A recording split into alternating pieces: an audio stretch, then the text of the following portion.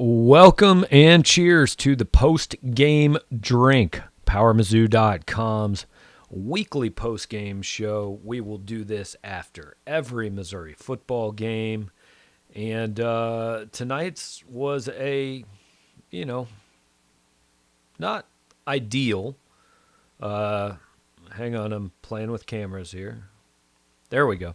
That's what I'm looking for. Tonight was not ideal. 38-19 loss to Alabama. It was mostly over at halftime, if we're being honest. I am Gabe DeArmond. A lot of you guys were probably with me for the pregame show. A lot of you guys were hopefully with me for the game watch along. A lot of you probably following along with Mitchell 40 during the game. So appreciate everybody who did all of that. So this is the post-game drink. Here's what we're going to do every single week. I just got off Eli Drinkwitz's post-game teleconference. Mitchell 40 is actually on Zoom right now interviewing Missouri players. So what we're going to do every week after Drinkwitz's press conference, I'm going to upload that, which I've already done. I'm going to come on here. I'm going to talk to you guys for a couple minutes. I'm going to introduce the Boulevard of the Week. I have scheduled out for the season what I'm drinking on the post-game show, and I based it kind of on the opponent's Missouri plays. So tonight, I've got a Dark Truth Imperial Stout.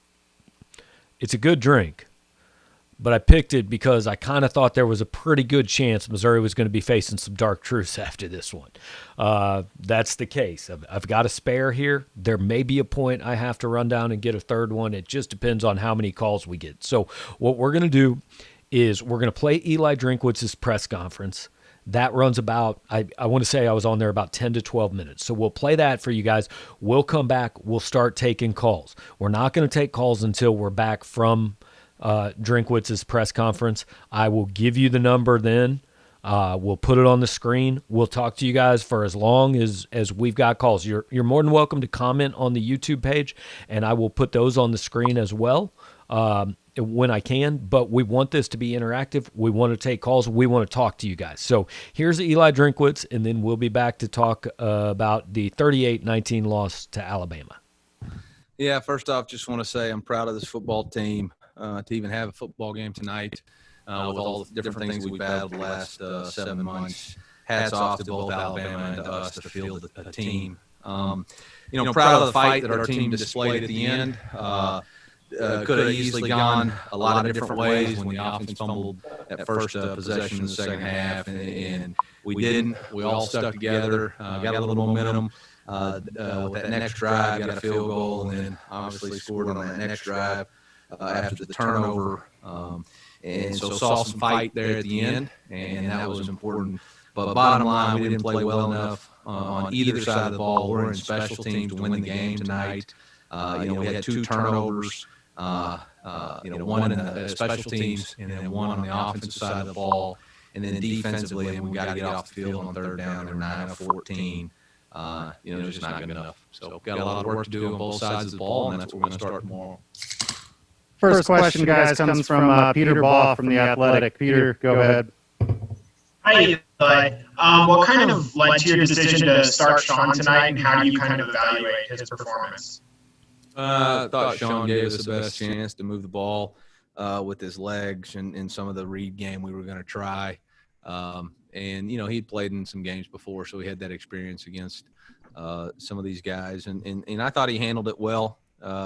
I think him and Connor both had some flash points and both did some things they got to learn from. Obviously, the sacks were very disappointing and the negative plays. And that's really the thing that we've been preaching all fall camp is we got to stay away from the negative plays. And both quarterbacks did some really good things, but they got to eliminate the negative plays in order for us to be successful offensively. Bill Pollock, go ahead. Yeah, hey, Coach, just talk about some of the positives from tonight. I know it's tough with a loss, but just the first game and what you saw out there that you were encouraged by. Yeah, like I said, I thought our defense fight in the third and fourth quarter, I thought that stop after the fumble, putting the ball on the ground, they went out there and held them to a field goal right there. Could easily went the other way. I thought that was positive. I thought Martez Manuel made some really key tackles and clutch plays tonight. He was all over the field. Offensively, I thought our offensive line actually played pretty well. I thought they opened up some holes. I think we were pretty good on some short yardage runs. But we just got to do a better job at the quarterback position, keeping us out of negative plays. Dave Matter from the St. Louis Post-Dispatch. Dave, go ahead. Eli, when you look at both quarterbacks, is it a situation where every week you'll kind of decide what to do and you kind of like what they both give you as a tandem? Yeah, I don't know. I hadn't thought about anything about moving forward. I just won't worry about tonight. We'll watch the tape, and then we'll figure out what we're doing moving forward. Next one comes from Suichi Terada from the Kansas City Star. Hey, Eli, you guys were able to move the ball today. I forgot. It's like 21st sounds down. like that surprises you. No, not necessarily. I was just curious, like how much have you guys talked about just finishing drives and just the importance of that once you get into Alabama territory? Yeah, I mean, we move the ball just fine. We got to stay out of negative plays. I mean, we can't take sacks. When we have a chance to execute on fourth downs, we got to execute the block. It's all about execution. We're not surprised by moving the football. I mean, we thought we had a good game plan. We thought we got good players. But we got to execute, and we can't have self-inflicted wounds, and that's really what happened to us tonight. And, we're going to put our big boy pants on and go to work tomorrow and figure out how to get it corrected. We got another tall test next week. Next one comes from Andrew Kaufman from KMIZ. Hey, Coach, just the overall atmosphere playing a football game during a pandemic, what did you think of it all? Like, how did it compare versus what you thought it might be? I have no idea. I haven't had a furrow field home field advantage before, so I don't have any basis of comparison. But was glad that we were actually able to get to play football. But like I said, I got no basis for comparison. Next one comes from Kyle Pinnell from the Maneater. Kyle, go ahead. Yeah, Coach, we saw a little bit of it tonight, but just how important is that pre-snap motion and action around the line of scrimmage and the offense that you want to run this season? Yeah, I mean, I guess it's important. It does a nice job of hiding our tendencies. Yeah. Colin O'Brien from Jeff City. Go ahead, Colin. Eli, at what point this week did you find out that you weren't going to have Coach Harbison up in the booth? And do you anticipate it being a larger issue going forward other than just him missing the Tennessee game as well? I got a text message at 6:34 Friday morning alerting me that we had some positive tests from the COVID on Thursday. We immediately, made phone calls to all the positives and then began our contact tracing. And so 6:34, I guess, was the first time I realized we'd be without Coach Harbison. I don't know. With COVID, you don't know. We take another test tomorrow. I'll get the results sometimes Monday.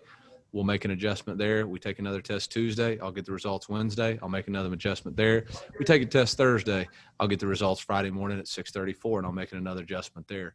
There's no magic formula to it. We just wake up every day and then deal with the results.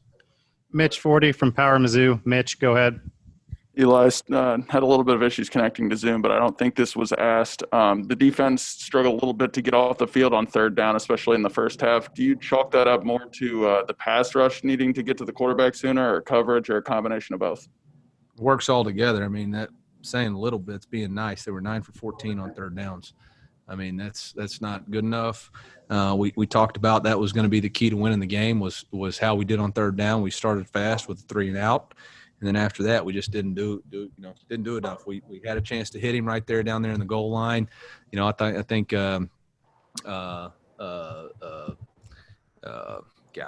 Nick came through, and then they ran across her all the way across the field, and we hit him. We weren't there in coverage. There's a couple times they threw it right in front of our middle hole player on our cover 3 stuff on an end cut in front of him. We got to be there. So, we got a lot of work to do. We put it on tape. We got to get it taken off tape. That's what we'll start with tomorrow.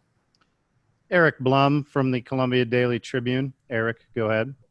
Coach, you just defensively, what were you trying to do to try and stop the likes of Jalen Waddle? And then how did you kind of just adjust when you saw that he was getting downfield and getting space? Yeah, I mean, Crud, that guy's a heck of a player. We had several different times. I mean, the touchdown they threw to him, hats off to him and Mac Jones for a heck of a throw. We had a double team on him. Obviously, we didn't cover him well enough, but he's a dynamic player. We tried to double him. We tried to mix in zone. We tried to heat up the quarterback. It wasn't as effective as we wanted it to be, and so we'll chalk it up and go back to work next week. Bennett Durando from the St. Louis Post-Dispatch. Bennett, go ahead. Eli, this was sort of the first time we've seen Jalen Knox working out of the slot a lot. When did you sort of first talk to him about the ways that he can work in space over the middle instead of just sort of go routes out wide? And what did you think of the way he did using the middle today? Yeah, I thought Jalen played well. We moved him all over the field. We moved him a slot receiver. We had him out as a perimeter receiver. When we got the 2 grad transfer guys, that's what we knew we were going to do, was move him inside and give us a little bit more flexibility in our offense to create some space. I thought him and Dom Jacinto really stood out in a positive way tonight. I know that Dame had a couple of catches, and we got to do a better job, giving those guys chances down the field. Dave Matter from the St. Louis Post-Dispatch.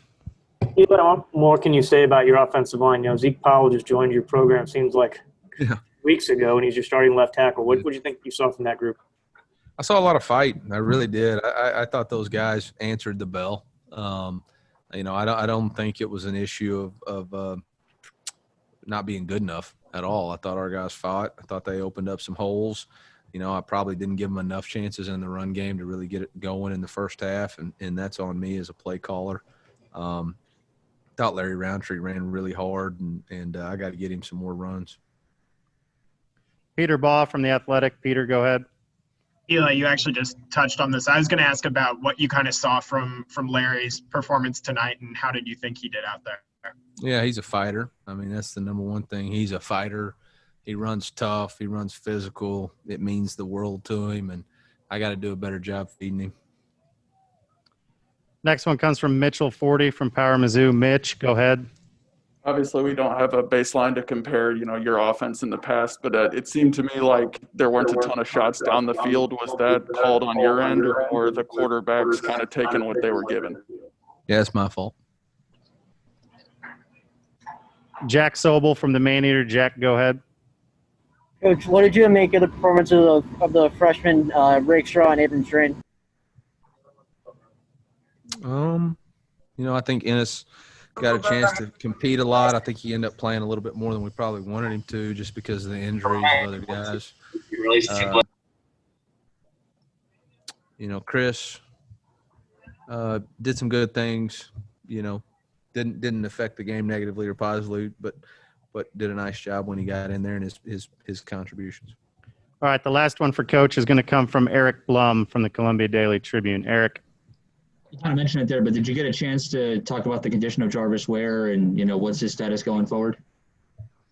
Yeah, I briefly visited with him after the game. It looked like a knee injury, and I don't think it's serious, but we'll take an MRI tomorrow, and we'll get the result back and go from there. All right, we'll let Coach go with that. Thanks guys. Hang on for the – All right, so there you have it. Gabe DeArmond back with you now. That was Eli Drinkwitz's post-game press conference. It ended about 22 minutes ago. We've been live here with you for 16 minutes. That's what we're going to do every week.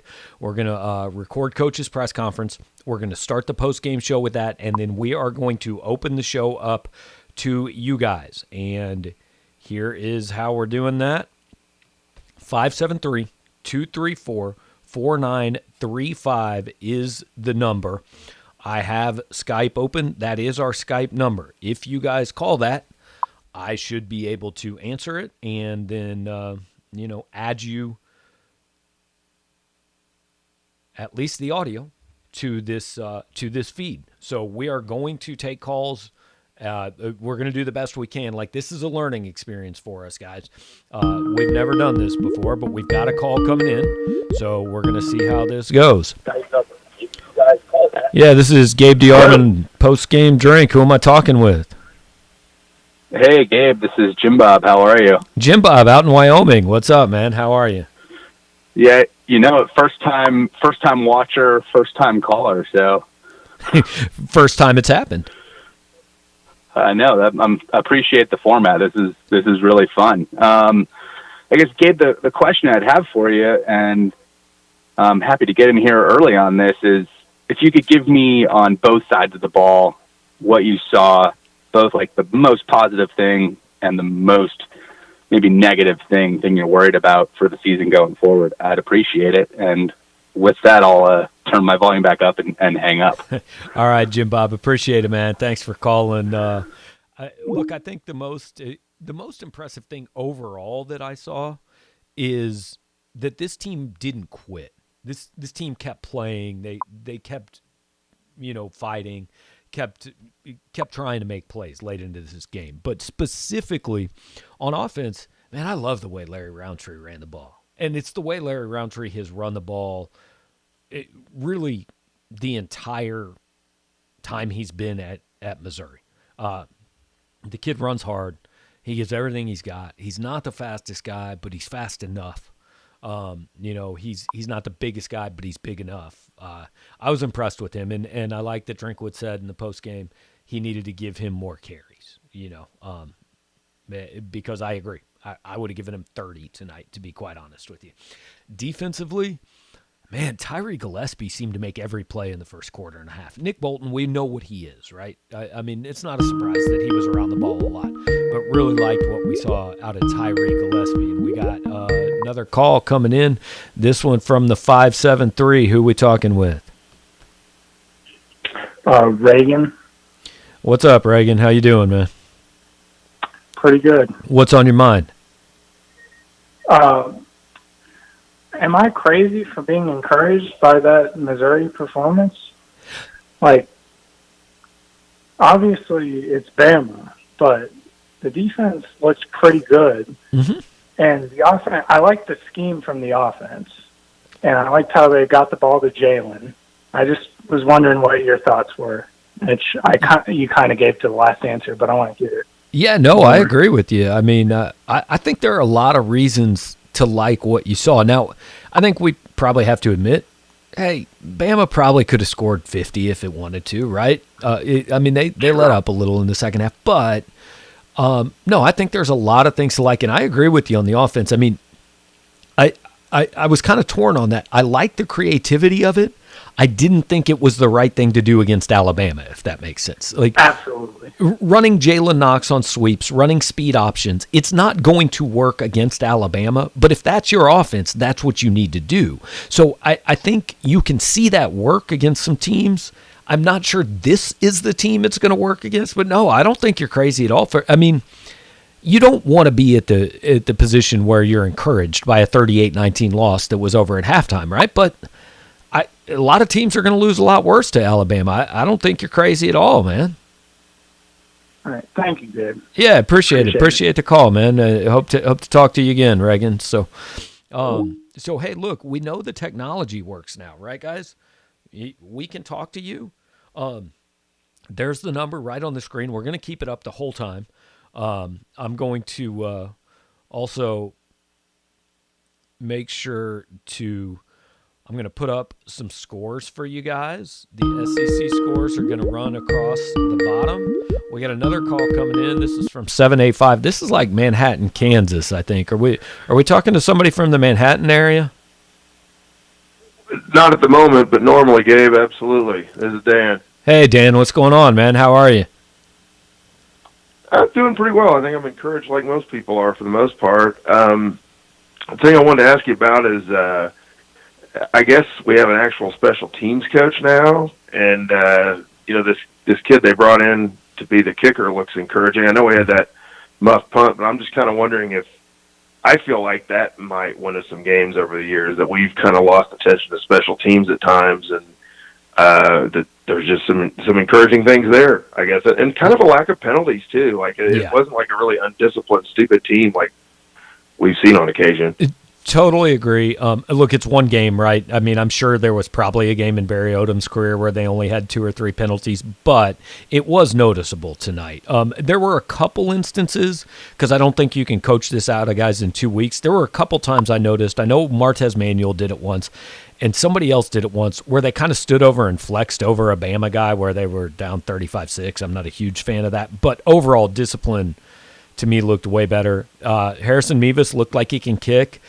Curious what you and what people listening thought. I thought Chris Abrams-Drain was impressive on punt returns. Like, he gained, I think, 0 yards, but, man, he caught the ball and immediately got hammered.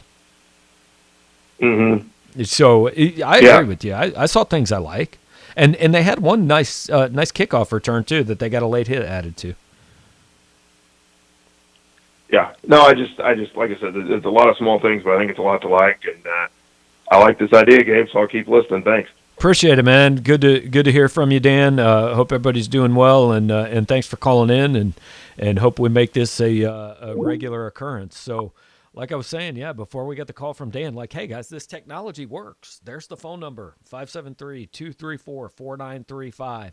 You can get a hold of us. I'm going to make sure to put up the scores for you here, the SEC scores right now. Everything has gone final. So I'm not gonna keep this up for the entire show. I'm just gonna let it scroll across a couple times so you guys can see the scores, know what else happened. Got to give a shout out to our sponsor, that is Boulevard Beer. And look, guys, I said this during I get back to you here in just a second. We got another call coming in. All right, this is the game I'm gonna play on our post game show. 615. We got Nashville area here. Yep, this is Andy calling in from Nashville. Andy, what's going on, man? You live in a fantastic city. How's it going? Yeah, it's a good town. So just curious on your thoughts about the quarterback situation and just how they could play off both of the strengths of Sean Robinson and then Connor Bazelak showing up. I know it was kind of soft in the very end where they were playing third and second string, but it looked pretty encouraging for him coming off of his injury. Yeah. So let me ask you a question before I answer this. If you're the coach, who starts the next game? Split the time. Play them both. Yeah. Because in our in-game chat, I was getting a lot of Bazelak should have played more. If you thought Sean Robinson was the guy coming into this game, which obviously Eli Drinkwitz did, I didn't think Sean did anything to lose that job, right?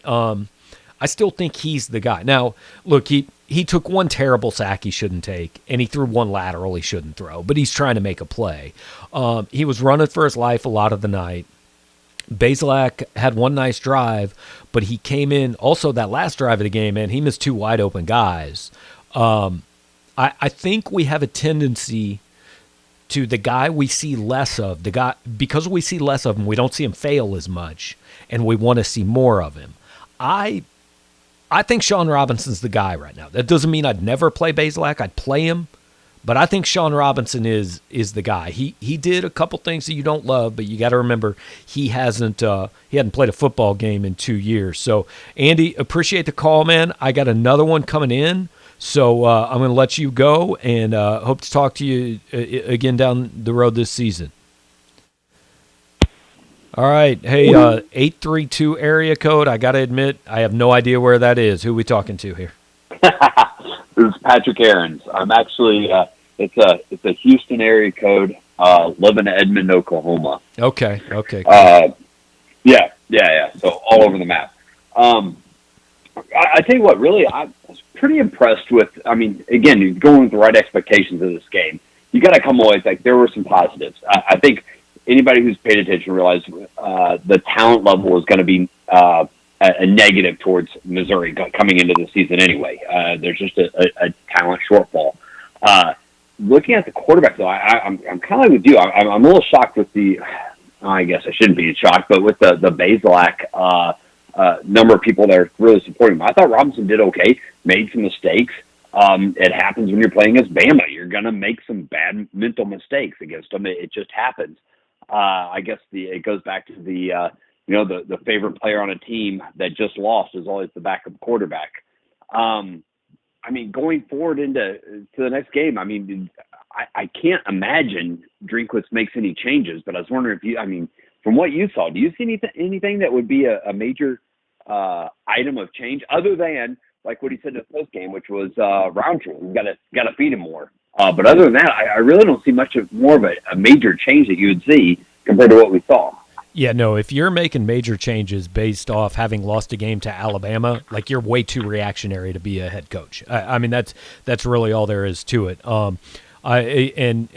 Patrick, appreciate the call. I'm going to continue answering your question. I got another one coming in, but I'm going to continue answering while I answer this next call. So I got a call from the 513 area code, and I want you to hold for just a minute. I think they just hung up on me, so I might have hung up on them. If you just called from the 513 area code, please call back. I do want to talk to you. We're getting a pretty good number of calls and just want to make sure we get in as many people as we can. We missed one earlier from 314, but Patrick had asked about making changes this week, and I just don't think you make any changes, really. And all right, so caller from the 513, I tell you what, I'm still in the middle of answering the last guy.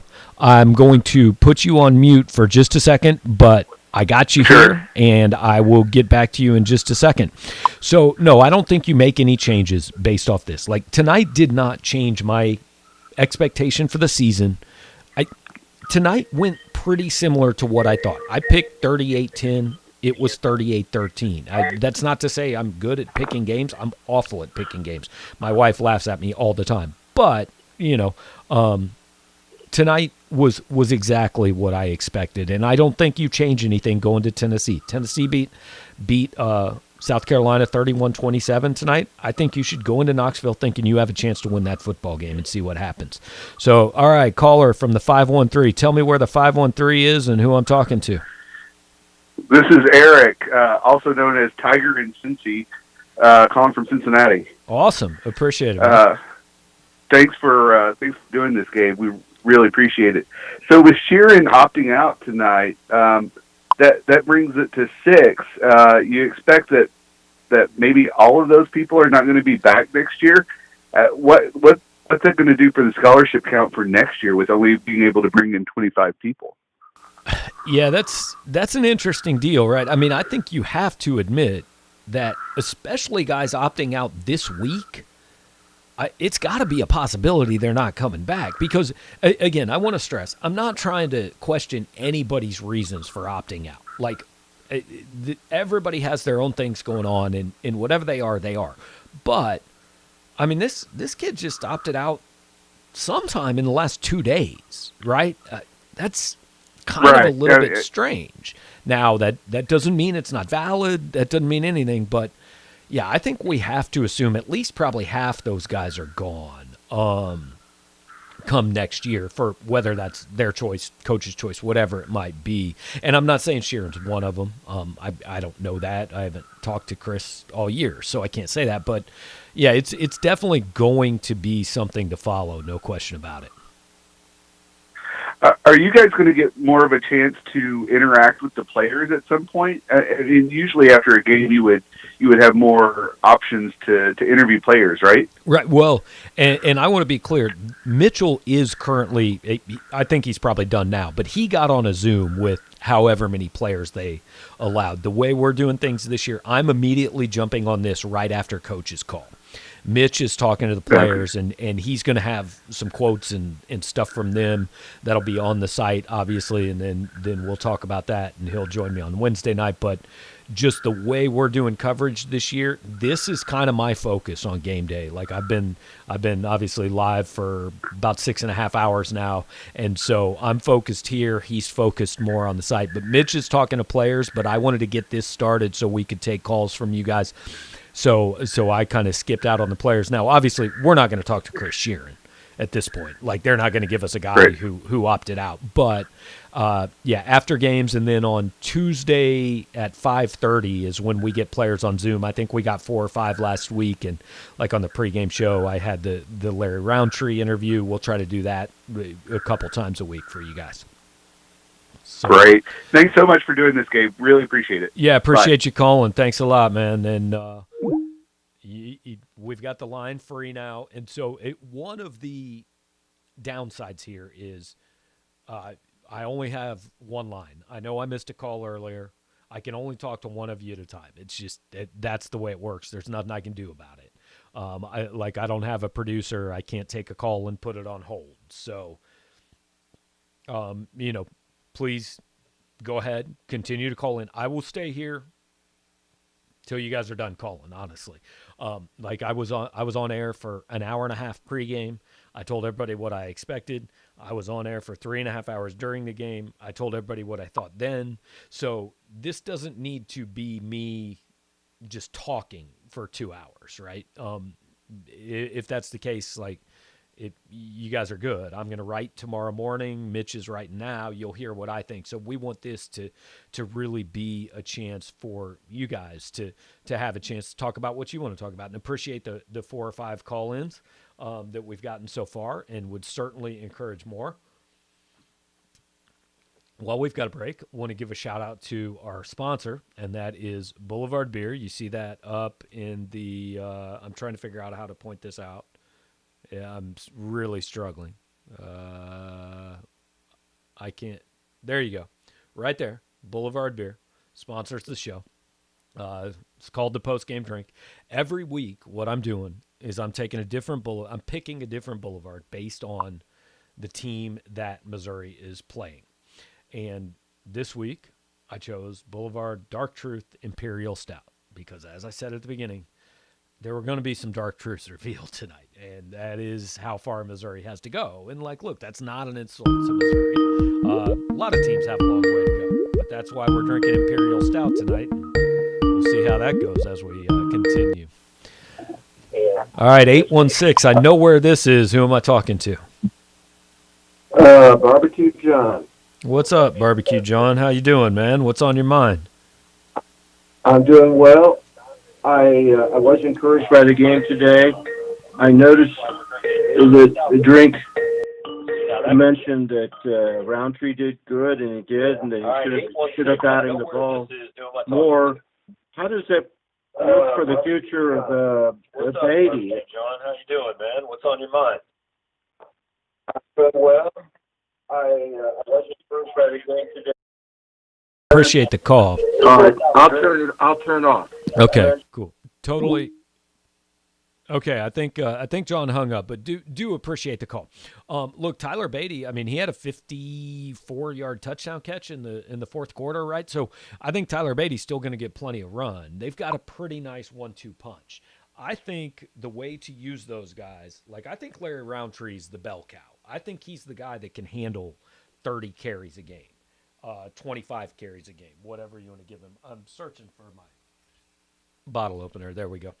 We got to move on to Dark Truth number 2 now, which it could be a problem in about half an hour. It's only 9.7%. But no, Tyler Beatty's got a roll on this team. I mean, he's a change of pace. He outran an Alabama defensive back, I think it was Patrick Surtain II, to the end zone. So he can play. But I think that Larry Roundtree is a 25 carries a game, second team all SEC type back, So I think you give him the ball, and I appreciate Drinkwitz realizing it. All right, we're gonna take another call from Kansas City. Who am I talking to? What's going on? This is True Divinity. Hey, all right. So for those of you who were not on the live game chat, True Divinity tweeted messaged at the beginning of the live game chat, which was at about 6:15, that he was 7 beers in. So what are we at now? What's the count? Gabe, I'm going to be completely honest with you. I lost track about midway through the third quarter. Okay. I'm going to try to talk slow so I don't slur my words too bad. But yeah, I honestly have no idea. I am absolutely hammered. Okay. Well, I do appreciate that. And you sound pretty composed for being that hammered. I'm doing my best. I'm trying to make sure I talk slow so you guys can understand me, but I had to make sure I got a call in. No, totally appreciate it. What's on your mind, man? Yeah, hold on, give me a second. All right, so as far as good takeaways, I was pretty impressed with Jalen Knox. I know his freshman year with obviously with Drew Lock, when you're playing with an NFL quarterback, you'll tend to look, pretty good, but last year he kind of faded away. So I was pretty intrigued with what we saw with him tonight. What do you think? Yeah, no, totally agree with you. So 2 years ago, Jalen had about a 3-game stretch where he looked really good. And then I talked to somebody after that. I think it was either after his freshman year or maybe even after last year, that just told me that something happened kind of midway through the season. He started to struggle a little bit, and the offensive coordinator at the time was Derek Dooley, and he just didn't deal with it the right way. And it really kind of shot Knox's confidence the rest of his freshman year. Now, I don't think that's an excuse for a sophomore year. Sophomore year, the offense just wasn't any good, right? Jalen Knox is far from the only guy to single out. But tonight, if I could write a list of, like, okay, you go in order, what things do you feel good about? Number one on that list is Jalen Knox made plays. There was one where he stutter-stepped. He could have been down to the line of scrimmage, stutter-stepped around one guy, then zipped outside and actually outran some people for about 25 yards. So absolutely love it, and appreciate you, man, sticking around with us through the whole game chat, the post-game. Yeah. That's awesome.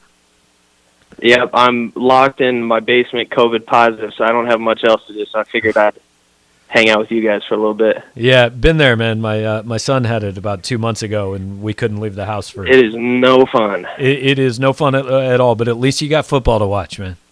Yeah, absolutely. All right, well, Divinity, man, appreciate you calling, and hope we see you here the next few weeks.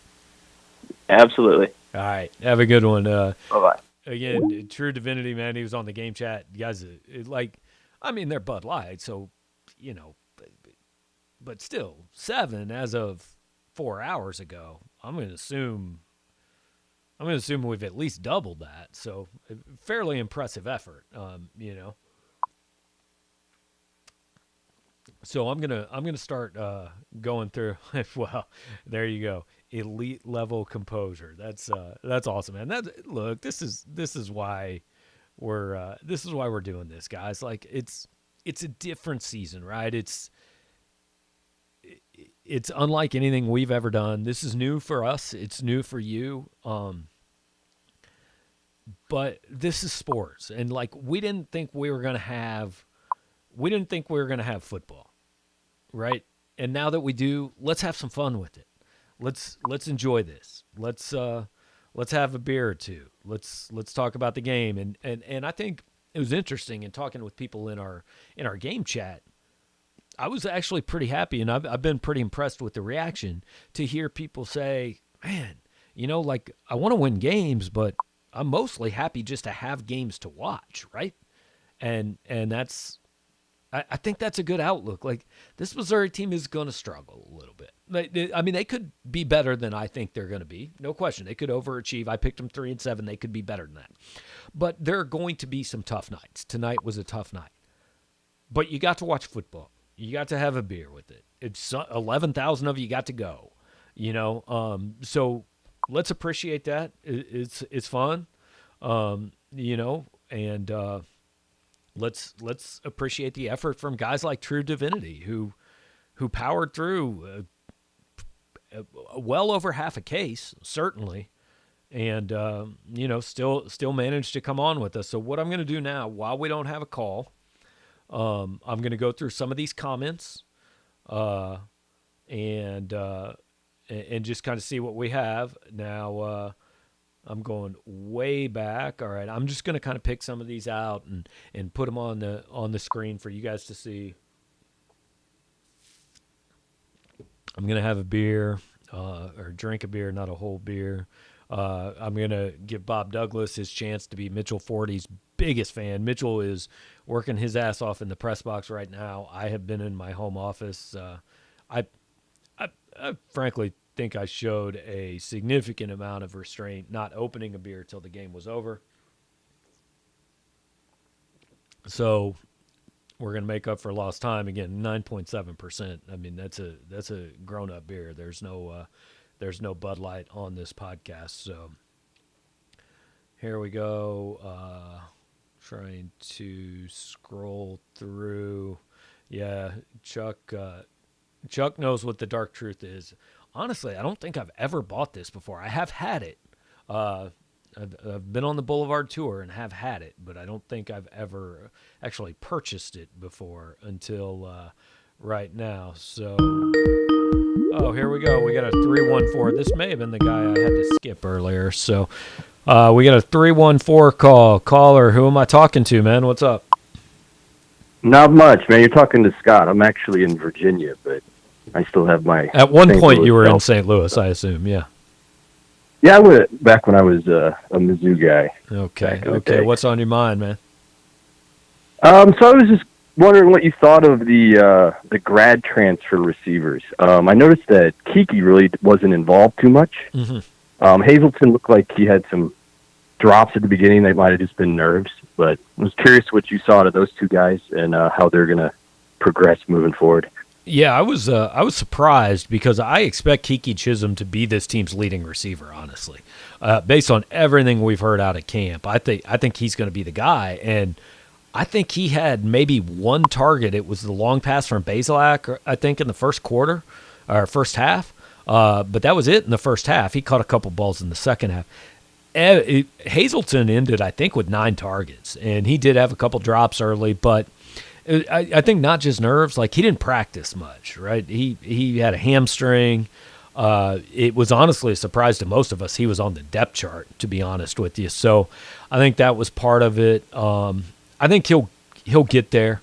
He made a couple plays later in the game, but overall, yeah, the roles almost were reversed from what I thought they would be. I thought Chisholm would have more of Hazleton's role tonight, and Hazleton would be more what Chisholm was.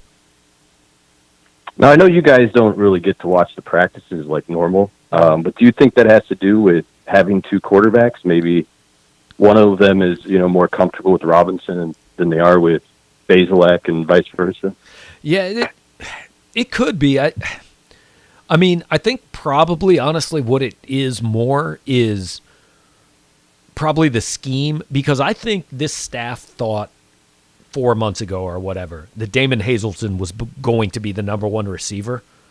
So my guess is when spring football started and when they started installing the offense, they had a lot of plays that they put in early that maybe Hazleton was the guy, and maybe they're still leaning on that a little. Now that's a guess. I mean, it could be what you're saying about feeling about the quarterback. It could simply be, hey, tonight Damon Hazleton was the guy that was open and Kiki Chisholm wasn't. We could see Kiki Chisholm get 11 targets next week at Tennessee. It could be any number of things, but it'll be something to follow. I just thought it was really a good sign for Missouri that Hazleton was out there and playing, to be honest, because I didn't think that was anything that any of us expected. So Virginia, like, it's almost midnight and you're staying up to call us, man. I appreciate that. Well, it's Saturday, man. Yeah. I got a glass of Angel's Envy in my hand, so I'm doing okay. See, Saturday is like Tuesday in my world. Like, that's a work day, so, Real quick, before I let you go, what do you think of the 2 quarterback system? Do you think that's a viable strategy long term, or is that just kind of like at the beginning of the year we're seeing who's the best fit and then we'll move on from there? Yeah, and then I'll let you go. Yeah, I appreciate it, man. Thanks for the call, and I think that honestly, I'm not sure they know who their quarterback is right now. I think they're leaning toward a guy, but I don't think they know for sure. I have always been a big proponent of the if you have 2 quarterbacks, you have no quarterbacks approach. That's just always kind of how I felt. There needs to be a guy who separates. Now, that doesn't have to be game 1, but by the time you're hosting Vandy in game 4, I think you want to know who your guy is. I think you want to know at that point who's the guy that we feel like really gives us the best chance. You'd love to know it now, and maybe they do know it now. But, you can find out a little bit in Knoxville. You can find out a little bit more in Baton Rouge. And if you come back from Baton Rouge 0-3, it's not the worst thing in the world because that's where everybody had you. Almost no one has picked Missouri to win any of these first 3 games. So, excuse me, if you come back 0-3, you come back 0-3. But you need to know who your guy is going into Vandy, because Vandy's a game that, you need to win that game. And, we got a 573 number coming in, so I know I got to answer that. So 573, this could be like my neighbor. Who am I talking to? Hello? All right, well, whoever it was hung up on us. So if that was you that was giving us a call from 573, please feel free to call back. I hope that wasn't my fault. If it was, I apologize. You can give us a call back, and I will get you on the air as soon as possible. But as I was saying, Vandy, that game, that's a game you got to win, man. I mean, it just is. And so by that point, I think you want to be settled on a quarterback and know what you're doing for the future. And, let's see what happens. All right.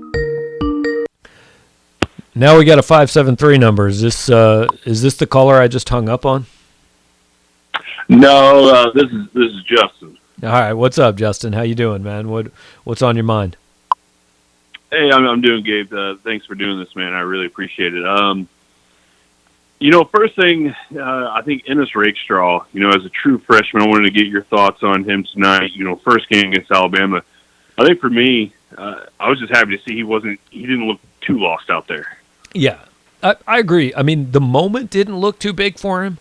There were a couple times where Devontae Smith and Jalen Waddle looked too big for him, but I mean, that's going to be true of almost everybody, right? I mean, Patrick Surtain got beat tonight. That happens at cornerback. I was struck by what Ryan Walters said earlier in the week, which is if you're a freshman and you get the job, that means you won the job. Like, it wasn't close. It wasn't a tie. You won the job. He got beat a couple times, but overall, hey, baptism by fire, and I think he'll be better for it week 5, week 6. And that's the best receiving core he may ever face in his college career, much less this season. So I don't think there's any reason to be upset or over to react to him giving up a touchdown pass and a couple of first downs. And because, I mean, a couple of those plays Jalen Waddle made tonight, there may not be another guy in the country. Somebody in the in-game chat made the comparison of Waddle to Jeremy Maclin. I thought that was pretty good. Yeah, and one more thing before I let you go. How happy do you think Ryan Walters was that Trajan Jeffcoat is now back on the team? I mean, the only time I ever saw really a defensive end getting really any pressure, it seemed to be coming from Jeffcoat. Yeah, Trey Williams had one tonight, but Jeffcoat and look, I don't know Alabama's offensive line. It is entirely possible that by the time that one happened, it was the backups. But still, I mean, that move Jeffcoat made, like he just bull rushed right through a double team. And, 2 years ago, the coaches were pretty excited about Trajan. And without going into too much detail, I can just say that there was nobody involved with the football program that felt like Trajan got a fair shake. And so for him to be back here is a pretty interesting story. I'd love to be able to talk to him at some point and see what he's willing to say about it. I don't know that that'll happen. But he's got the physical tools at a position where Chris Turner and Trey Williams have played a lot, haven't done a lot, if we're being honest. Jatorian Hansford's out for the year. Cy Martin was out this week. Isaiah McGuire, I didn't hear his name. He may have played tonight, but I didn't hear his name or notice him. So, hey, that's a place Missouri needs a guy. So, good story to have Jeffcoat back. Hey, thanks, Gabe. I appreciate it, man. Yeah, appreciate you, man. Thanks a lot for calling. And I know we missed another 573 call. Again, I only have the ability to take one at a time. So I apologize. I know it's 11 o'clock on a Saturday night, and if you've called twice and haven't gotten in, I apologize. And if you're frustrated, I get it. I hope you call back. But I'm just going to sit here and drink stout for couple more minutes and roll through some comments. Again, I've been pretty impressed with the response so far from Missouri fans in this game. You'd love to have been a little bit more competitive. Of course, you'd love to have pulled this stunning upset, but the truth of the matter is you weren't going to win this one. I mean, that's how it goes. Now, next week's one you can win. Rob Pease, I got to respond to this. One of those two things could happen. I got nothing to rant about tonight, man. I mean, what are we going to rant about? They got beat by 19 points by a team that just has a lot more talent. All right, here's my guy now. All right, 573. I know you've tried a couple times. We're finally talking to you. Who am I talking to? Yeah, this is Davin. What's up, Davin? How you doing, man? Good. Couple things. I thought they, all in all, didn't look too bad. I think the worst thing was, like, really the only bad thing I really saw, I thought, was the option where they fumbled it. And yeah, that was a relatively ugly play. Yeah, I mean that was pretty ugly. But I thought Basilak got the hook pretty early. Like he had like one where he could have maybe ran for. I'm sure he could have ran for a first down. He decided to throw it, and then he kind of got chewed out on the sideline a little bit. And I thought he looked pretty good, just that little spot, and then he didn't come back in. I'm like, well, I don't know. Maybe they like Sean Robinson better. Yeah, but I think I think Robinson clearly was viewed as the guy coming into the game, and I think less than Basilak getting the hook. I think it was just Robinson didn't do anything to deserve not to play. I mean, yeah, he made the bad decision on the option pitch, and he took one real bad sack, but overall he was kind of running for his life back there. If he was your guy coming in, I think he's your guy leaving the game. Basilak was all right, but I don't think he did anything to clearly tell me, man, this is the guy. Like, you got to play him. I could be wrong. I think you're right there. He hit guys in the hands. Like, he just looked a little bit more accurate. Even the pass that he threw that was incomplete, he hit the guy right in the hands. So I mean, it would have been a first down if he'd have caught it. But I mean, it's not. I'm not a complaint. It was just an observation. Yeah, no, I got you, man. I appreciate it, and it'll be interesting to see you going forward. But I think Sean Robinson's the guy for the time being, and appreciate you calling in and being patient with us, Davin. No problem. I wasn't even sure if I was live because I just picked it up late because I was picking up from our at-home tailgate thing, and I wanted to hop on. I'm like, I'm not sure if I'm behind or live. I'm going to try to call in. Yep, it's always live, man. I got another one coming in. I'm going to pick that up, so thanks a lot. All right, I got a 913. Who am I talking to? Hey, Gabe. My name's Nick. How you doing tonight? Not bad. How you doing, Nick? I'm doing pretty good. Listen, you've done a great job of breaking down the Mizzou game tonight, but let's really move forward here. I want to hear your opinion on Monday night. I want to hear your thoughts on Mahomes versus Lamar Jackson. Give me a win here, and are you betting this game? Well, okay. The last question first. The last game I bet on, Ron Dane played in the Rose Bowl. So, no, I don't bet games. It's just that's not a thing I do. Like tonight, for a long time, it looked like that number was going to be right around 27, right? Those they don't build those big buildings in the desert by me winning money. So I don't bet games. It's just not a thing I do. Monday night, I'll be honest, man. I think the Ravens are going to win. But I also, I text with, I have about 3 or 4 different chats that I'm in on Chiefs games. And, somebody might get a little frustrated in the game. And I just keep saying this year, I'm like, look, it doesn't matter. Like, it doesn't matter if they win this game. The Chiefs games don't matter till January. If they lose this game, they lose this game. Maybe they'll have to go to Baltimore for the AFC title game. But we thought that last year, and Baltimore didn't get there.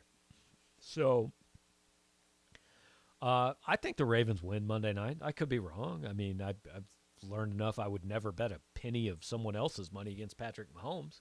But, is what it is. So appreciate branching out a little bit, giving me a little chance to talk about my favorite football player on the planet. And, hey, been pretty happy with all the participation we've gotten all day long and all week long, really. And, hey, we got another call coming in, so we're going to grab that. All right, 816. Who am I talking to? Thanks for signing up for Cat Facts. You will now receive a daily phone call with a fun fact about cats. All right. Well, I mean, I have a cat. I'd be cool about it. You know what? I got to be honest. I'm pretty impressed. We made it 57 minutes into this thing without any crazy bullshit like that until now. That's pretty good. Because look, this new format is very much going to be trusting you guys. I get a Skype call, I'm going to answer it. If you get on here and start cursing and, MFing me and all that, like, it's going to be on and it's going to be live. And there's not a lot I can do about it. So we're just going to trust you. And, if you call and give me cat facts, like, who knows? Maybe I'll like that. Like, maybe that'll be cool. Maybe it'll be useful. So, all right, we're going to roll through some comments while we got a minute. Bob, I'm still good, man. Like, this is a 9.7%. I'm on number 2, but it's getting low, but it's only been an hour, man. Like, if we go past an hour 20, I'm probably going to go grab another one. But if we don't, then I won't. So, all right, we got 314. The last call we got was a recorded thing about cat facts. Who am I talking to now? This is not the cat fact guy. This is Marcus from the Lou. All right, what's up, Marcus? I don't know if you got a chance to catch with a lot of other games today, but what were your thoughts on, is Bama far and away the best team in the country? They looked good against Mizzou tonight, and with all the other scores, I don't know, they look pretty dominant. Yeah, I think they're far and away the best team in the SEC. I don't know. I mean, I know this is like breaking news and way different from every other college football season we've ever seen, but I think it's Alabama, Ohio State, and Clemson as the three most talented teams in the country. Oklahoma obviously doesn't belong in that conversation. Texas obviously doesn't belong in that conversation. So the Big 12 is Oklahoma State struggled to beat Tulsa last week. So the Big 12's done. They're out. That's not a conversation. The Big 10 obviously is going to start in, 3 weeks, 4 weeks, something like that, and that'll be interesting to see. Right now, Alabama's the best team. Now, Clemson's going to be there, but Georgia, I think, is maybe not quite what Georgia was the last few years. Now, I think they're still good, but maybe not quite that level. LSU is, and no shame in it, they lost everything from last year. But LSU is obviously not what they were last year. I think the intriguing one in the SEC is Florida. The media picked them to win the East. I picked Georgia, but Florida's one that could make it interesting. But yeah, I think Missouri had the misfortune of playing the team whose coach was not going to let them fall asleep after a weird offseason. Appreciate you, Gabe. Yep, appreciate you, man. Thanks for the call. I know. I know. While we had him on the line, we missed another one. So if it was you that called in and I missed you, please feel free to call back in. And we will make sure to grab you this time. Again, I don't have hold capabilities. I don't have a producer. We're kind of doing this all. It's a one-man show, so I might miss some calls. And again, we're about 15 minutes away from me deciding to have one more beer. So your guys' calls are going to determine that. But I just want to take a second, first of all, to thank Boulevard. All right, now we got another call. I think we got one from the 816. Who am I talking to here? Hey, it's True again. I just a hypothetical I wanted to ask you, and I'll ask it, and then I'll hang up and listen to your answer off here. Okay. All right, so during the game, I asked, would the all-time Mizzou team beat this Bama team? And you said you think they would because, you got like Justin Smith, Kellen Winslow, those type of guys. If you could take the 2013 offense and the 2015 defense together on a team, could they beat this Bama team? And what would be the pregame spread? And I'll hang up and listen. Okay, Drew, appreciate the call. The 2013 offense. I'm actually going to go, I want the 2007 offense. I want the Chase Daniel, Denario Alexander, Jeremy Macklin, Chase Kaufman, T-Ruck offense. 2013 was good with Josie and Murphy and, Lucas and Washington and DGB. 2013 was a good offense. 2007 was better. It just was. That team didn't have a 3-and-out until game 7, I think. That offense was ridiculous. So give me the 2007 offense. And 2015 defense, that's fair. I mean, that was good. Kentrell Brothers was probably the best player on that. Charles Harris, I think, was on that team. They basically, if they didn't lead the SEC in defense, they were awfully close. They got negative help from their offense. I mean, as I don't know if you guys listen to, I listened to a podcast called The Solid Verbal, a college football podcast, and they called that 2015 Missouri team one of the greatest half teams in history. And got to agree with it, right? They could do one thing really well and one thing not at all. So, the 2007 Missouri offense and the 15 defense, could they beat this Bama team? Tonight, yes. By the end of the year, we'll see. I don't know. Could they beat like Nick Saban's best Bama team? No, because Nick Saban's best Bama team is probably the best team in the last 20 years. But yeah, this is a good Bama team. I didn't see anything tonight that told me it's the best Bama team I've ever seen. So go back to the Skype line and 660, which is like it could be almost anywhere in this. I know it's in Missouri, but I don't know where. What's going on? Who are we talking to? Yeah, this is Thaddeus. It's Platte City, Missouri. So. Oh, Platte City. I live. My parents live like 10 miles south of Platte City. What's up, man? Awesome. Well, I was just curious. At this stage of your career as a journalist, you being live all day and your interaction, if COVID wasn't going on and you had your choice, would you do what you did today, or would you go back to being at the stadium and doing standard press conferences and interviewing the coach face to face? Obviously, you don't. I don't think you prefer a Skype interview, but right. Did you prefer interview or talking with your fans and your folks all day, or at the stadium? That's interesting, man. That's a good question. So I kind of drug my feet on doing this a little bit, right? Like my friends. Jay, who does our Auburn site, and all right, I will answer this question. I'm getting another call, so I'm going to take the other call. I'm going to answer both questions at once. But Thaddeus, appreciate the call, man, and I'm going to grab this next one, and I'll answer them both. Hey, got a call from 314. Who am I talking to? Hey, Gabe, this is I Hate the Cornhuskers. How are you? What's up, man? How are you? I'm doing good. Is that your name in real life? I wish. I hate the Cornhuskers. What's on your mind? First-time caller, long-time hater. Yeah, there you go, man. There you go. Everybody's a first-time caller tonight.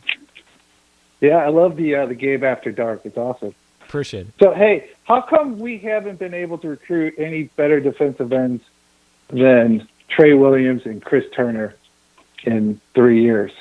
All right. So appreciate the call, man. And I tell you what I'm going to do. If you don't mind, I'm going to give you a chance to ask a follow up if you have one. If you don't, I got a call right before you, and I cut off his answer to take your call. So I'm going to answer them both at the same time. If you're cool with that. Okay. All right. Yeah, that's fine. All right. Thanks, man. Appreciate the call. So. So the second one is about the defensive ends, Trey Williams and Chris Turner. And look, we talked about it earlier. Like, it's fair. It's never personal, right? When you're covering these kids, it's never personal. They're, like, Chris Turner's a great kid. Love talking to him. Trey Williams is funny as hell. Played high school football with my son. It's never personal. But it is fair to say they haven't really produced, man. I mean, they just haven't. But, again, no coaches. We're now on 2 coaching staffs who haven't found a guy who's better, right? So that's either on recruiting or that's on them. Now, I think Trajan Jeffcoat looks like a guy who might be better.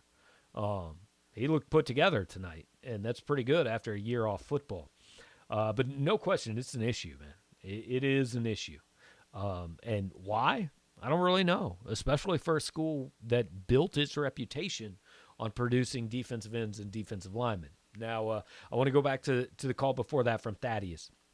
Asked if I'd rather do what I'm doing now or do what I used to do. And so here's the thing. I've actually traded a lot of text messages with guys I know in the business who do what I do, who work for newspapers, whatever, who just in different realms of the media. Since COVID happened, the first hit in March. And I said, this is really going to I've always thought all along, this is really going to separate the people who are able to adapt from the people who aren't. And what this is, this show, this all day today, we've been on 7 hours now. This is adapted because here's the truth. I was trained before the internet was really a thing. I mean, it was around when I was in college, when I went to J school at Missouri, but it wasn't a thing, right? It was kind of this fringe deal that everybody thought was going to go away. And that's when I learned to kind of do this job. And this job completely changed with the internet. All of a sudden, it wasn't, hey, you're writing for tomorrow. It was you're writing for right now. And now the weirdest part is, and it took me a while to accept this. I fought against this because my dad was obviously a sports writer for a long time. He was trained even obviously well before I was. And I'm going to get back to this, I promise, because I do want to talk about this, but I'm going to grab a call. 913, who is it, man? They hung up. All right, well, 913, if you want to call back, call back. But I'll get back to my answer. So, again, I grew up not only in this business, but my dad was in this business. And so I knew one way to do it. You went to the games, you talked to the people, you were impartial, all that. I'm going to be honest, man, that's all gone. It's all gone. If sports writers don't tweet a picture from the stadium, you guys don't know if they're there. And you don't care if they're there. You don't care. We haven't written a game story in 7 years. Like, here's what happened in the game. You guys know all that. You watched it. You've read tweets about it. You saw the highlights about it before I could possibly write a story about it. All that. Doesn't matter. Really, you guys don't need to know what happened. You know what happened. You don't need to know what they said. You know what they said. You probably watched it or you saw the quotes tweeted. You care about two things. What's this mean for next week? What's this mean for the future? Who's getting fired or who's getting raised? That's it. That's what you want to know. What's your opinion? What's it mean for the future? So, look, I could sit here, and this is, again, answering Thaddeus's question from a couple calls ago. I could sit here every single year and fight against what it's become and say, I want media to be what it was in 1994, and I want to do this and I want to do that. And I want to go to a game and I want to write a game story and I want to write a follow-up, and I could do that. Or I could make money and I could adapt and I could give you guys something that you want. And like, I enjoyed it today. Now, look, maybe if we get to week 8 and Missouri's 1-7 and you guys are calling and you want Drinkwitz fired and Sean Robinson cut and, Nick Bolton to go to the NFL and you want to beat me up, then maybe I'll change my mind, right? But for the time being, it was fun. It was different. Like, I wore shorts and my slippers all day. I didn't leave the house. Had a couple beers. Had a brisket sandwich pregame. It was all right, man. I didn't hate it. And I do really want to say again, I appreciate this only works if you guys participate. Like, if it's just me sitting here talking for 7 hours, nobody cares about it. I don't care about that. It only works if you guys are a part of it. And also, like, Colton points out something really good in the comments, and I apologize. I haven't kept up with the comments on this show because we've been taking calls, and we're about to take another one. But Colton says, appreciate everybody not being trolls. Totally agree. Going to go back to the phones. We're going to pick up a call from the 513, which is an area code I've never seen. Where are we at? Well, this is Eric in Cincinnati again. Oh, God.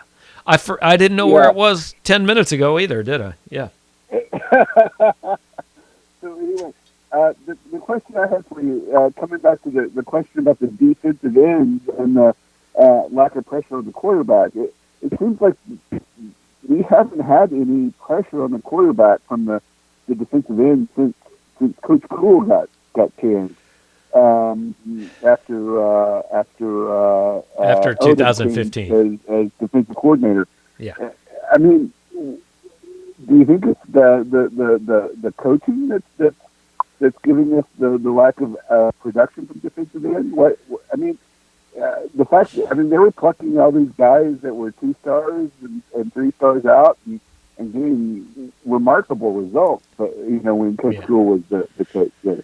Yeah, I've fought against that idea every year, right? I really have. I've not thought it was Craig Kuligowski, but every year that it continues, I mean, you have to at least acknowledge the possibility a little bit more. Maybe he was. Now, I say that, but also, as far as I know, Craig Kuligowski isn't coaching right now. So if he was that good, like if he was this magic position whisperer, I assume he'd have a job, right? So I don't know. I'm really torn on it. But you make a good point. Like the guys that they turned into great players.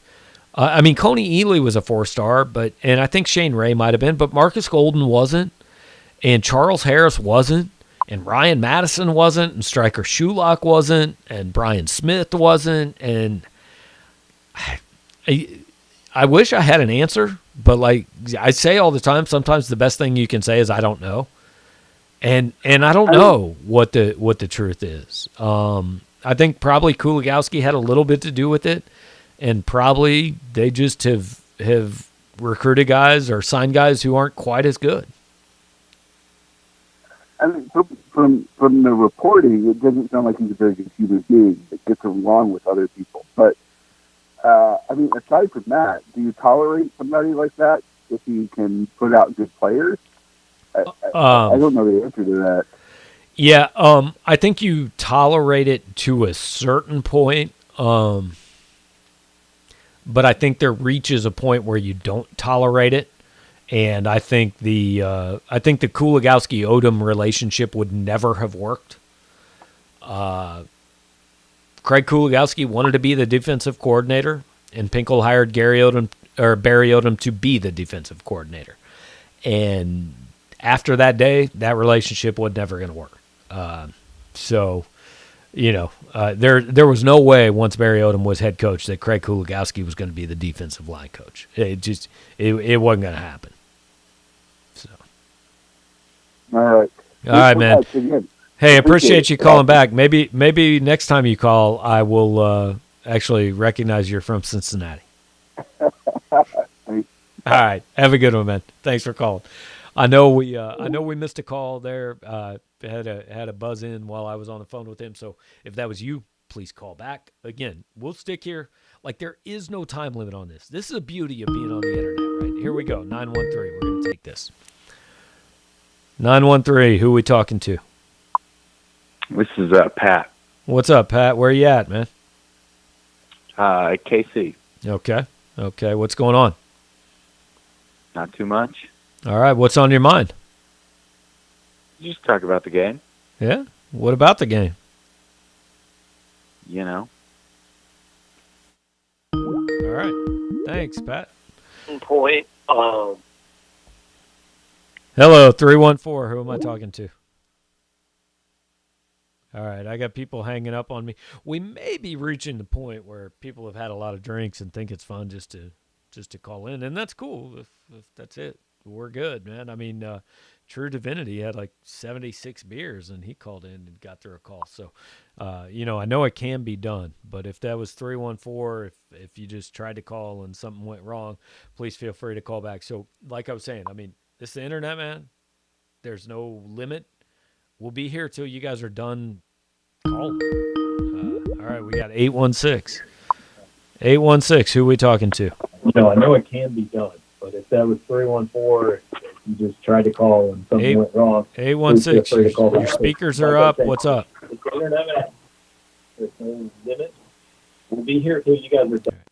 I know it can be. All right, who are we talking to? Hey, this is Josh in Festus, a.k.a. Phenomenal One in the Lair. All right, what's up, Josh? How you doing, man? Hey, I'm good, man. I'm good. Thanks for taking the call. Appreciate you doing this. Yeah, definitely appreciate you taking part. Quick question: is there any anybody on the O-line that was out this week that possibly be back next week. I couldn't remember if there was a COVID hit. I know it hit the offensive line. If there was anybody out, if there's possibly some help in the future or not. So, yeah, it's hard to know because obviously they don't release the COVID names. But like Hiron White is out for the season. Dalen Robinson opted out. Jack Buford opted out. So, I mean, I'm not going to pretend I sat there and went through the entire depth chart during the game and said, oh, well, this guy didn't play and he hasn't opted out, so maybe he'd be back. But, boy, I don't think there's anybody that's like a difference maker that's gonna suddenly be back next week. I think that offensive line is kind of what you're going to have. It is what it is. For a little while. Yeah. Yeah. Now, there will be defensive lines that don't make it look as bad as Alabama's did. Well, yeah, obviously. Yeah, they're not going against Alabama every week. So yeah, but I was just curious. I know Drinkwitz said he was happy with it in his post game, or he thought they did a pretty good job. So yeah, I think he thought they fought hard, which I agree with. I mean, I mean, you can't ask guys to be better than they are, right? You can just ask them to do everything they can do. So yeah, absolutely. All right, appreciate it. All right, man. Appreciate the call. Thanks for staying up late with us. Have another beer. All right, have a good one. See you. All right, so yeah, we've gotten a lot of calls. I've been really happy with the participation all day long, guys. Really have, and certainly I'm not trying to end this if we've got more people who want to call in, more people who want to comment. I'm good. We will certainly do that. I somehow think I managed to close the comment window, so I don't know where that went. There it is. All right. So, hey, man, True Divinity is still in the comments. I'm so impressed. All right. We got a call from 901, which is an area code I've seen, but I don't know where it is. Where are you at, and who am I talking to? Gabe, it's your boy Jonah from Memphis. How you doing? What's up, Jonah? How's things, man? I'm doing great. Been loving the show. Appreciate you taking the call. There's a lot of talk tonight about this moral victory, about the boys playing hard, fighting until the finish, seeing them rally around Drink. Does this instill any more confidence in some of those toss-up games like Mississippi State, Kentucky, Arkansas? Do you like how the team played, and are you any more confident than you were before tonight? I didn't see a lot that changed my mind, plus or minus, tonight. And look, I want to give Jonah a shout out because a lot of this is happening because of Jonah. Like, he's the dude that sells our sponsorships and ads, and like he lined up a lot of this stuff. So appreciate Jonah calling in, but a lot of this stuff is happening because Jonah made it possible for it to happen. But tonight I hate the term moral victory because like this is big boy SEC football, right? I mean, if you're not good enough, get better. But you can also look at it realistically and say, yeah, hey, they were never going to beat Alabama, so hanging with Alabama and fight until the end, that counts for something. It does count for something. It doesn't count for everything, right?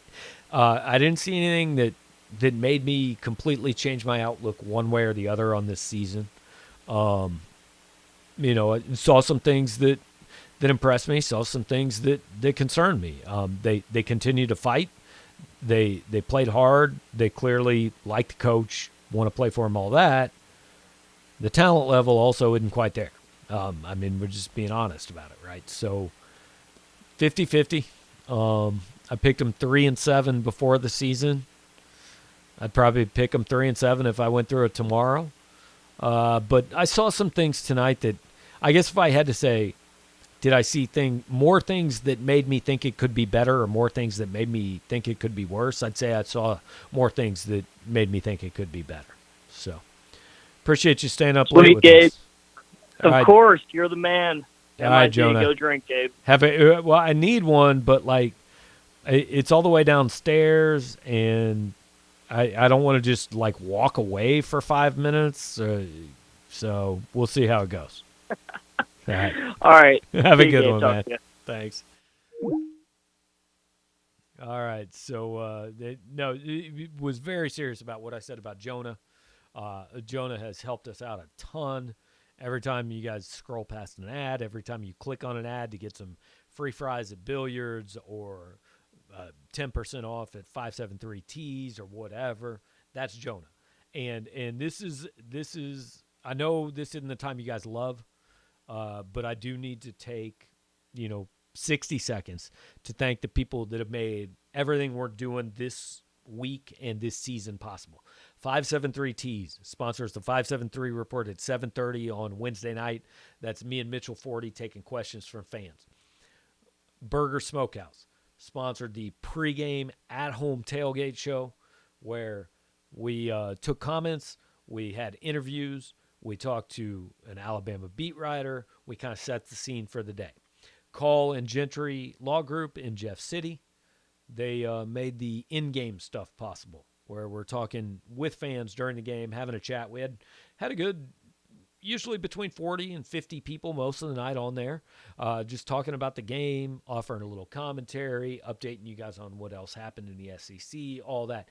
Obviously, Boulevard Brewing Company, which made the post-game show possible, the post-game drink, which I got to be honest, guys, I'm real proud of that name. I thought I did a real good job. Paul Burkhart did the logos for us. Dark True Stout tonight. That's the opponent-specific Boulevard. I may get one more while I wrap everything up on the site. Mitchell 40 at the stadium. He will have tons of coverage on Power Mizzou. He has all day. Like, this is, I know there were some posts on the board about where's Gabe, what's Gabe doing. Mitchell's doing that part of it. I'm doing this part. I'm trying to branch out and do something different for you guys. It's been pretty positive reviews. I appreciate all you guys that took part in it. I hope it will grow and continue as we go on. And now what I'm going to do real quick before I sign off, I'm going to try to see if well, we had a call, but then it ended. So I'm gonna go through some of these comments real quick and just see what we've got. Okay, Nick Bolton. Apparently, they said late in the broadcast that he went to the injury tent. I didn't see it. Drinkowitz wasn't asked about it after the game. I'm not sure. I'm honestly not sure what's going on, so I can't really say. Trajan Jeffcoat, we talked about Trajan.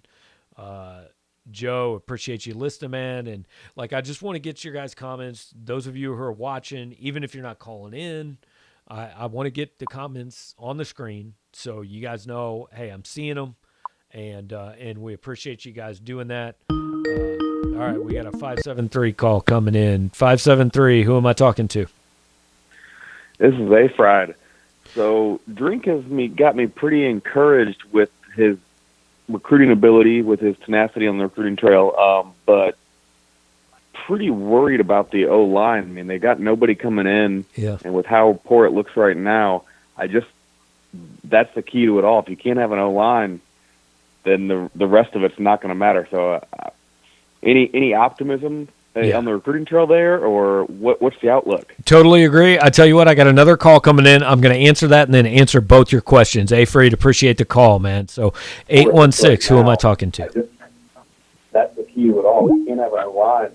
816, what's up, man? Who am I talking to? On the recruiting trail there. Who is this? What's the outlook? Totally agree. I tell you what, I got another I think we're going to end that call.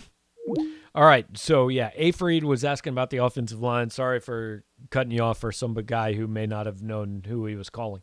Look, it's a valid concern, right? The offensive line, it wasn't very good last year. It lost most of the talent. It's not very good this year, which we saw tonight. And they've got exactly one commitment. I think that the offensive line is going to be filled. The class this year is going to be filled by JUCO guys and transfers. And there's going to be a lot of transfers, I think, based on COVID things happening, based on just how weird this year is. I think you're going to see a lot of transfers.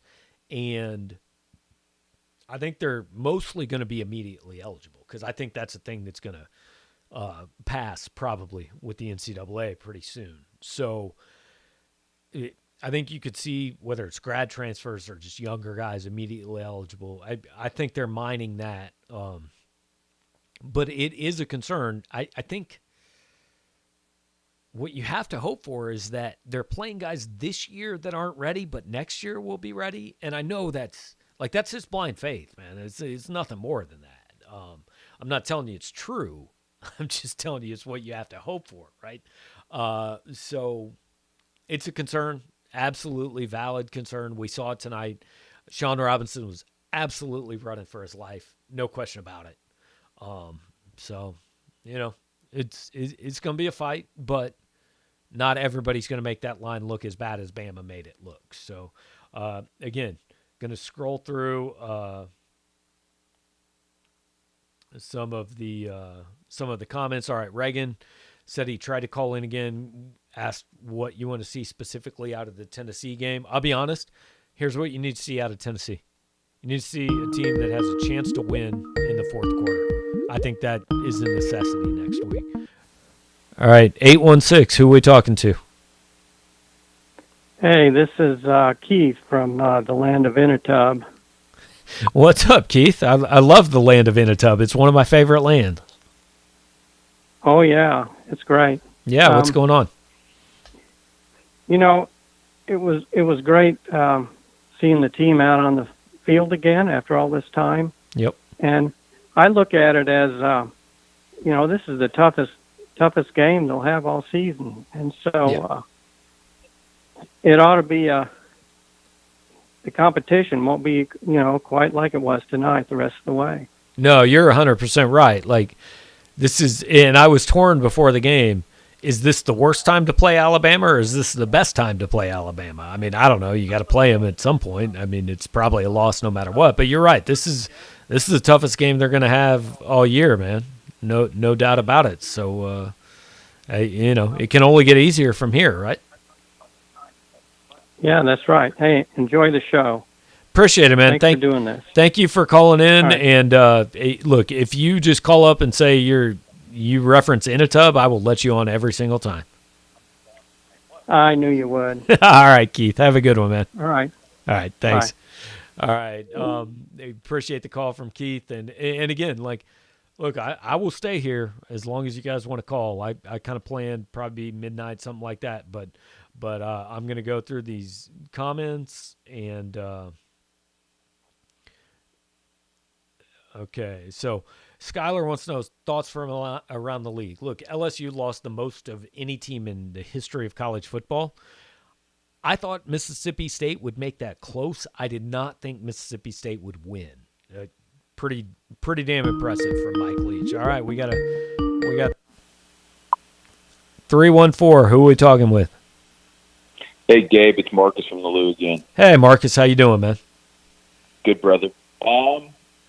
What do you think about Coach Drink? This is his first big game. I mean, he was coaching Appalachian State, obviously, but SEC football is a little bit different. Yeah. What do you think he learned maybe today? God, I would. You know what, Marcus? I wish you were on the Zoom teleconference and could ask him that question. Because God, I would love to see his answer to that question. Because there would be some snark in that answer, and like I don't mean to say it's a bad question. I think it's a good question, but it's another level of football. Yeah, it is, but he's a guy he was at Auburn, he was at Boise State, and I know Boise's not Power 5, but it kind of is, right? Like they're a dominant program in their league. He was at NC State. I think he gets this level of football. Now, I don't know if he yet gets being the head coach at this level of football, right? That's a different deal. And that's something that, frankly, I think Barry Odom struggled with a little bit. He understood being the defensive coordinator at this level, but until you're the head coach at this level, you can't totally understand it. Boy,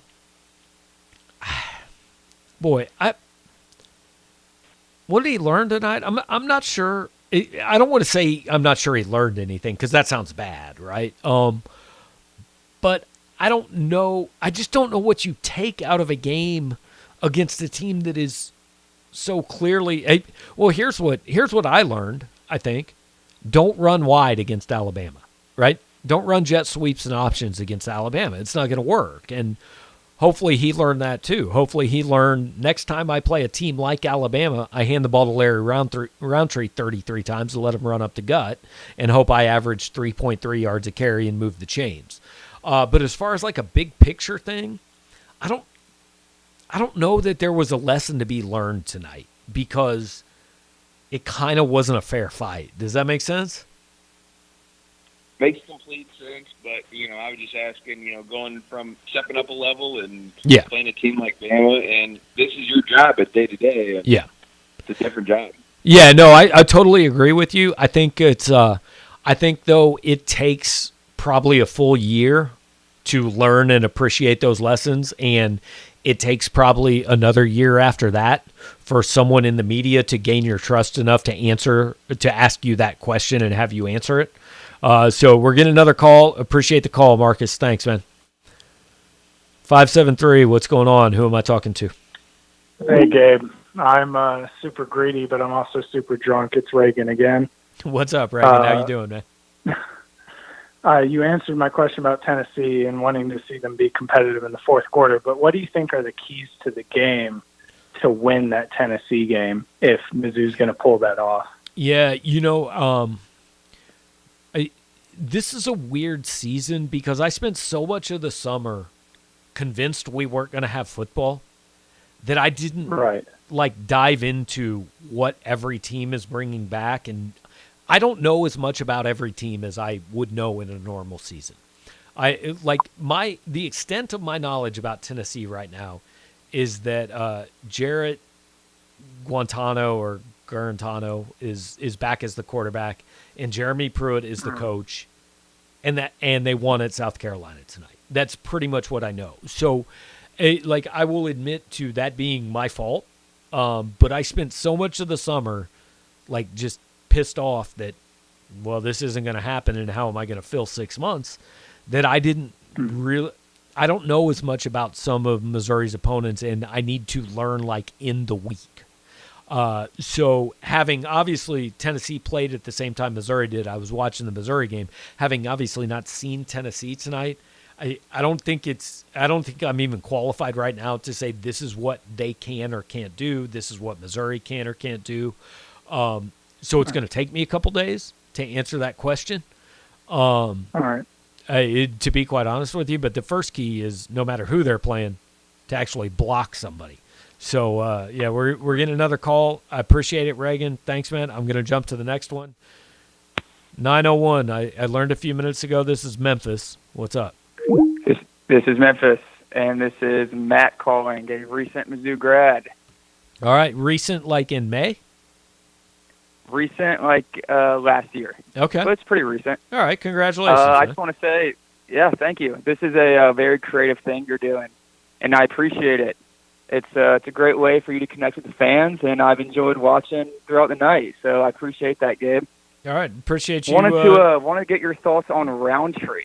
I thought he played pretty well tonight, and he's usually a guy that we give the ball off to, and it's all right, 2nd and 7, 3rd and 4. He doesn't do the big stuff, but going up against the Alabama defense like that, I was not expecting him to have that kind of game. So I want to get your thoughts on Roundtree, and I'll hang up and listen. And thanks again for all you do, Gabe, for the Mizzou community. MIZ. Thank you. All right, man. Appreciate the call. Thanks so much. And no, totally agree with that take on Roundtree. If you would have told me, and I don't have the stats, actually, I have team stats, and I'm going to pop those up for you guys real quick. There they are.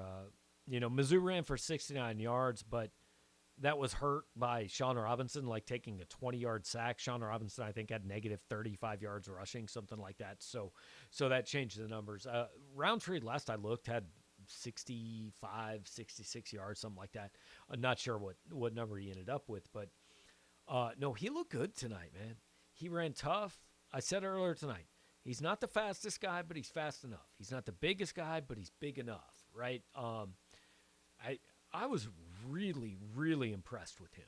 I really liked the game he had. And I said this during the game broadcast. He's a guy that I wish he would have played on better teams because he should be a fan favorite. He should be the type of kid you guys love. 2-star kid. Only other Power 5 offer was from Boston College. Nobody really wanted him. Came here. A.J. Ofadale found him out in North Carolina. Cornell Ford recruited him. Came here and is going to leave probably as the leading running back in Mizzou history as far as terms of yardage. Going to be probably second to Brad Smith in terms of overall, regardless of quarterback, running back, all that. But, really impressed with his game. Liked him. Liked that Drink said they need to give him the ball more. A lot of things to like tonight. No question about Larry. And that kid, he's a leader. He's a guy that we like talking to, that his teammates like following. Absolutely. I think a kid that is key to not only this team this year, but what this program under Drinkwitz might become. Because I think he's the type of guy that even when he's gone a couple years down the road, Eli's going to say, hey, man, that's the type of guy that you want to be. All right, we're going back to Memphis. What's up? Say that one more time? Yeah, back to Memphis. Who am I talking to? Ryan. Ryan, what's up, man? How you doing? Not bad. Good. I want to ask a question. What's a good question that hasn't been covered yet? You ask anything you want. At this point, I am trying to stretch it out long enough. Well, I'm trying to balance wanting another beer with having to piss really bad. So what's up?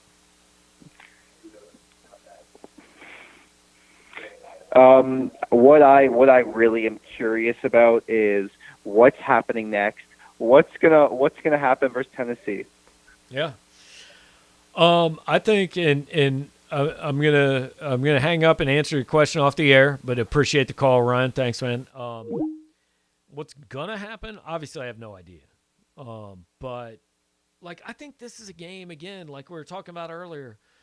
The goal should be to be in a game in the fourth quarter. I don't think that's unrealistic. Tennessee's a solid team, kind of on the way up. It's not Alabama. I think your goal should be in a game in the fourth quarter. See what you can get done. So we'll see. We will set the scene all week. Mitchell Forty is probably still at the press box at Faurot Field. I'm going to write some more tomorrow morning. I'm going to get done with this, make sure everything's linked up. We're going to have the 573 report on Wednesday night. We're going to be back next Saturday doing this exact same thing. And look, guys, I appreciate all the participation all day long. Thank you to Burger Smokehouse, to Colin Gentry Law Group, to Boulevard Brewery, to Jonah Roberts for helping out, to Mitchell Forty, to all you guys. This has far exceeded my expectations for week one. Hope you guys have enjoyed it, and we'll be back next week.